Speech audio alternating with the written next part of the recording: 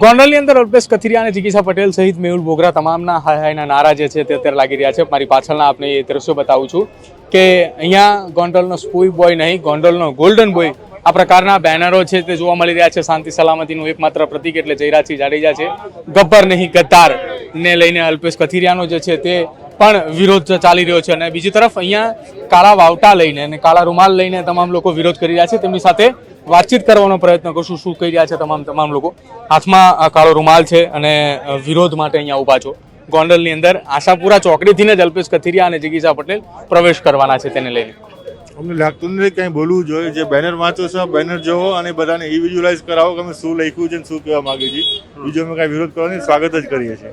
બિલકુલ ગોંડલની અંદર આ ગોકુળિયું ગોંડલ અને 18 વર્ષનું ગોંડલ છે ને અનોખું સ્વાગત એ ગોંડલની જનતા અત્યારે આ પાટીદાર સમાજના તમામ યુવાનોનું કરી રહ્યા છે. અન્ય લોકો સાથે વાતચીત કરીશું. શું કંઈ કહી રહ્યા છે વડીલ?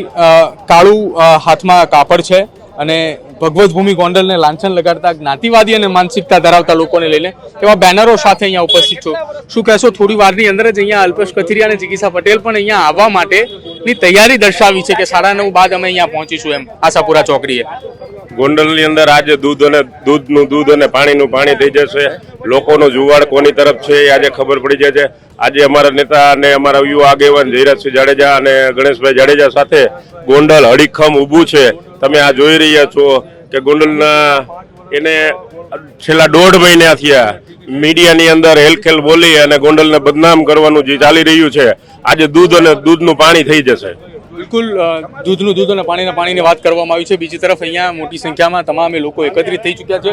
યુવાનો પણ એકત્રિત થઈ ચૂક્યા છે. હજુ અન્ય લોકો છે તેમની સાથે વાત કરીશું. શું કહેશો? આજે તમામે લોકો એક સાથે એકત્રિત થઈ ચૂક્યા છે આશાપુરા ચોકડીએ. સોશિયલ મીડિયાની અંદર ચર્ચા ચાલી રહી હતી કે ગોંડલને બદનામ કરવાની વાત હતી આ પ્રકારની. તો તમે પત્રકાર મિત્રોને નમ્ર વિનંતી, આજે બી આવો, કાલે બી આવો. ગોંડલમાં ખૂબ સુખ શાંતિ છે. માત્ર જ્ઞાતિવાદના રાજકારણ કરવા માટે ભાઈ શ્રી અલ્પેશભાઈ બધા પધારી રહ્યા છે. જ્ઞાતિવાદને ગોંડલ કોઈ દી સહકાર આપે નહીં. આ ગોંડલમાં ક્યારેય જ્ઞાતિવાદ નથી થયો. આ ગોંડલમાં ક્યારેય કોમવાદ નથી થયો. આ ગોંડલમાં સુખ શાંતિ છે. એને કારણે ગોંડલ શહેર ખૂબ રળિયામણું છે. કાળા ઉનાળે પણ અમારા ધારાસભ્ય વેરી ડેમ ભરી દે છે અને મહિલાઓને એકાત્રા પાણી આપે છે. આ એનો રોષ છે કે ભાઈ એકાત્રા પાણી તમારે બંધ કરાવવું છે બીજાને મૂકીને. એના માટેના રોષ છે, જર આક્રોશ છે. અને આજે એ લોકો આવે છે. આપણે ભગવાનને પ્રાર્થના કરીએ કે આખો દિવસ નિર્વિઘ્ને પૂરો થઈ જાય. પણ આટલું બધું ક્રાઉડ ભેગું થાય તો આપણને ડર લાગે છે કે આટલા ક્રાઉડમાં કોઈ બનાવ ન બને, અનિચ્છનીય બનાવ ન બને. બિલકુલ અનિચ્છનીય બનાવ ન બને તેને લઈને પોલીસનો પણ બંદોબસ્ત ગોઠવી દેવામાં આવ્યો છે. દાદા શું કહેશો? ગબ્બર નહીં ગદ્દારનું બેનર લઈને તમે ઊભા છો. કાળો વાવટો તમારે અહીંયા પણ છે અને માથે પણ પહેરીને ઊભા છો. અમારા માટે ગોંડલમાં જયરાજભાઈ જાડેજા જ બરોબર છે, સિવાય કોઈ ન ચાલે. અમે આની પહેલા 5 વર્ષ લેવા પટેલને ટિકિટ આપી હતી, કઈ કામ નથી થયું. જયરાજભાઈ અમારા કાળા ઉનાળે ગોંડલના ડેમ ભરી દે છે. ગોંડલમાં કોઈ જાતની કઈ તકલીફ નથી. કોઈ જ્ઞાતિનો કઈ નાતો નથી. ગોંડલ માટે અટાણે જે કાંઈ છે એ બધું બરોબર સારું જ છે. આ લોકો બહારથી આવીને જે કાંઈ કહે છે એ બધું ખોટું છે.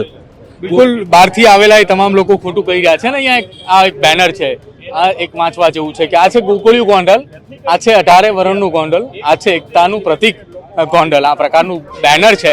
અને અહીંયા એક આ પણ છે કે જે સોશિયલ મીડિયાની અંદર જે વાત વાયરલ થઈ રહી હતી તેના લઈને છે કે ગોંડલનો સ્પૂન બોય નહીં, ગોંડલનો ગોલ્ડન બોય.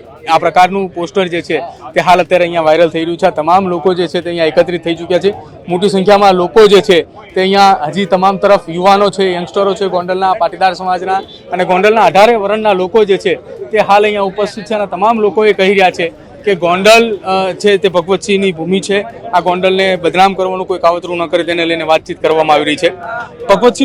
ભગવતસિંહજીનું ગોંડલ છે અને આશાપુરીનું મંદિર અહીંયા નજીક જ આવેલું છે અને ત્યાં સૌથી પહેલા દર્શન કરવાની વાત જે પાટીદાર આગેવાનો અહીંયા આવી રહ્યા છે તેમણે કર્યું છે.